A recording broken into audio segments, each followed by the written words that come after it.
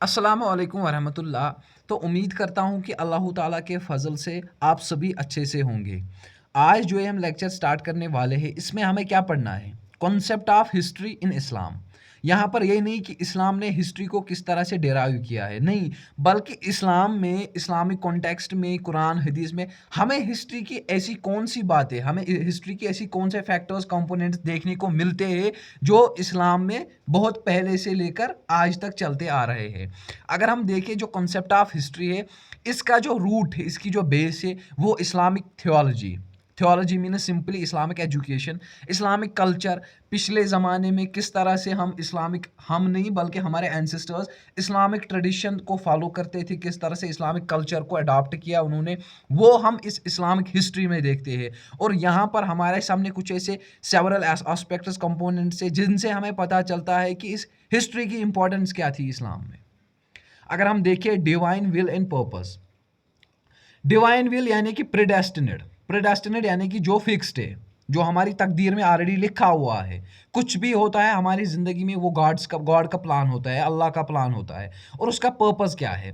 देखो, मुसलमान बिलीव करते हैं कि जो गॉड्स का प्लान है वो हमारे लिए प्रिडेस्टिनेड है, यानी कि वो हमारे लिए फिक्स्ड है। और इसको समझने के लिए हमारे पास क्या है? कुरान है, हदीस है। तो हमें पता चलता है कि जो हमारे साथ होता है वो खाली, अगर हम देखते हैं अभी हमारे साथ कोई प्रेजेंट सिचुएशन में कुछ ऐसा इंसिडेंट होता है, कुछ अच्छा होता है या बुरा होता है, हमें समझ लेना चाहिए कि ये प्रेडेस्टिनेड है, यानी कि ये आज भी फिक्स्ड था हमारे लिए। जो हमारे एंसेस्टर्स थे उनके साथ जो हुआ वो भी फिक्स था। किसने फिक्स किया था उसको? अल्लाह ने। लीनियर एंड प्रोग्रेसिव, अब हम देखेंगे एक पाथवे, हिस्ट्री की एक पाथवे, किस तरह से पास्ट से लेकर प्रेजेंट तक क्या क्या आया है, जो पिछले ज़माने में भी था, प्रॉफिट्स के ज़माने में भी था और आज भी है। अगर हम देखें लीनियर एंड प्रोग्रेसिव में, अगर हम देखें, इसको कहा जाता है कि अगर जब से दुनिया बनी है, जब से ये यूनिवर्स स्टार्ट हुआ है, तब से लेकर एंड ऑफ द डे, यानी कि जिसको हम बोल सकते हैं द जजमेंट डे और रिसरेक्शन डे, वहाँ तक जो कुछ होता है, जो कुछ होने वाला है, वो ऑलरेडी बताया गया है। कहाँ पर? कुरान में। और प्रॉफिट्स ने भी इस बात का जिक्र किया है।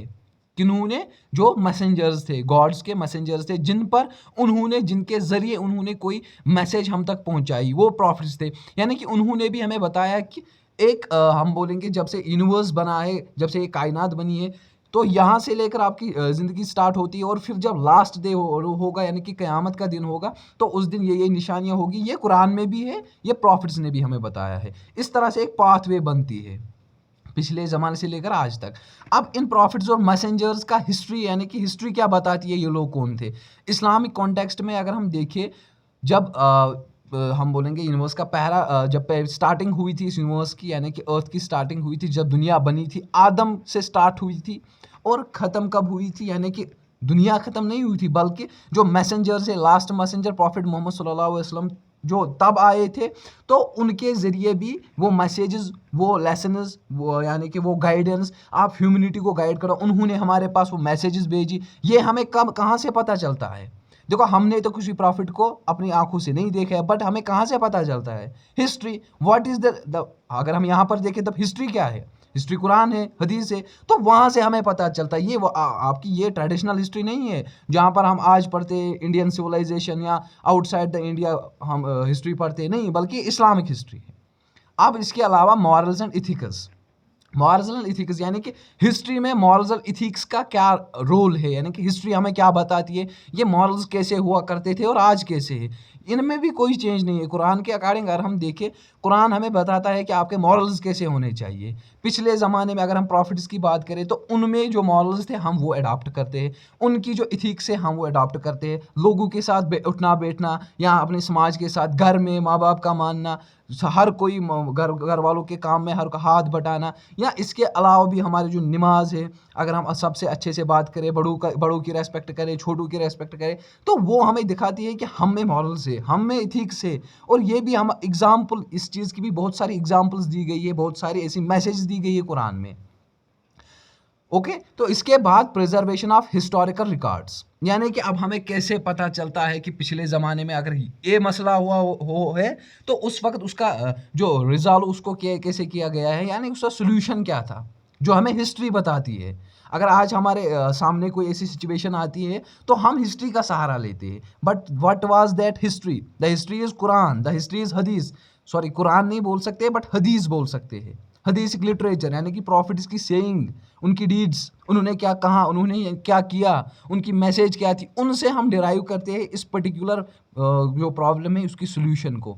यानी कि उस, चाहे वो अगर हम बोले चाहे वो टेक्स्ट में हो उस चीज़ का, अगर हम आज की प्रेजेंट की कोई सिचुएशन को डिराइव करना चाहते हैं, हम पास्ट की कोई ऐसी सिचुएशन को देखते हैं, उस वक्त उसका सोल्यूशन क्या निकाला गया था, उसी हिसाब से हम उसको यहाँ पर रिजॉल्व करते हैं।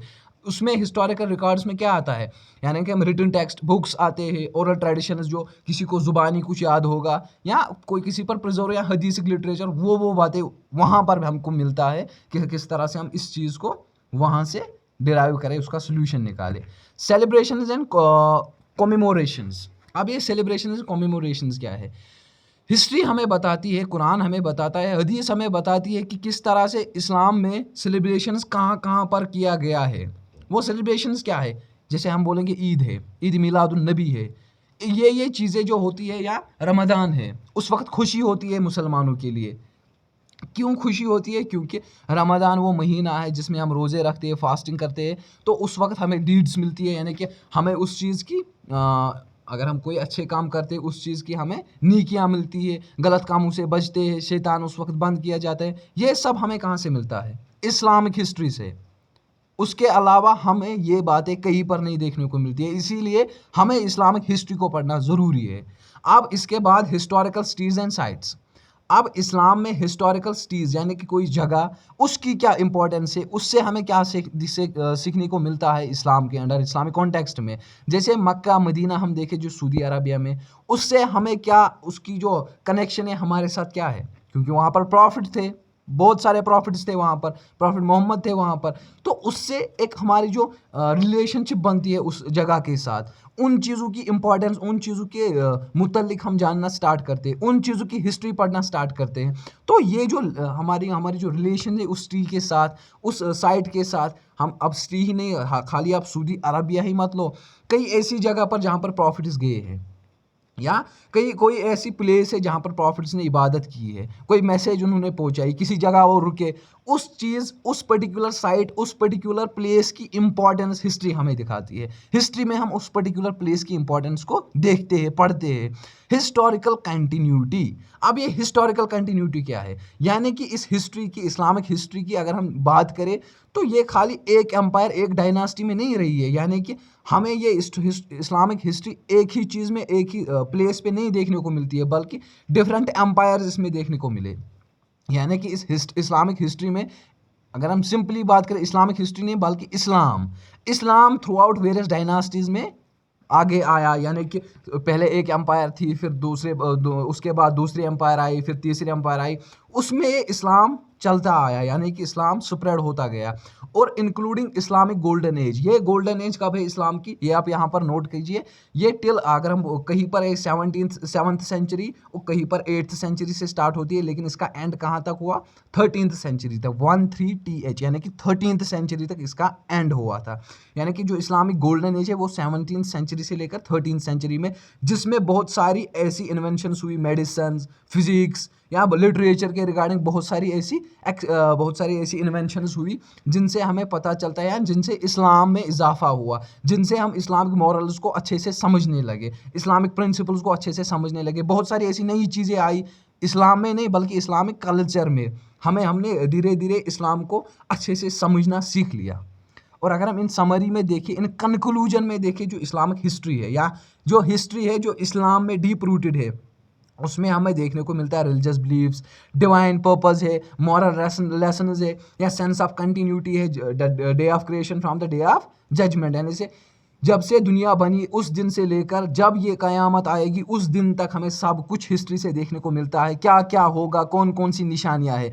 और ये मुसलमानों के लिए, यानी कि हम लोगों के लिए एक फ्रेमवर्क प्रोवाइड करती है, एक विजन प्रोवाइड करती है हिस्ट्री, किस तरह से हम अंडरस्टैंड करें वर्ल्ड को, किस तरह से हम गाइडेंस को सीख करें, और किस तरह से हम दुनिया में जैसे हमको जिस तरह जिसके लिए भेजा गए है उस वर्शिप की तरफ जाए, उस इबादत की तरफ जाए, हम दुनिया को छोड़कर आखिरत की तैयारी करें। ये सब हमें देखने को मिलता है हिस्ट्री से। तो हमें पता चला कि हिस्ट्री जो है, इस्लामिक हिस्ट्री जो है, उससे हमें क्या क्या सीखने को मिलता है। यानी कि ऐसे खाली ये तो कुछ मेन इंपॉर्टेंट कंपोनेंट्स जो मैंने ऊपर ऊपर से आपको थोड़ा सा बताया। इसके अलावा जो भी हमारे पास है वो हिस्ट्री हमें बताती है। आज दिन चढ़ा यानी कि सूरज डूबा, सूरज उगा, या कुछ भी बारिश हुई, धूप खिली, ये हिस्ट्री हमें बताती है। ये आज ही नहीं था बल्कि इसके पहले से भी था।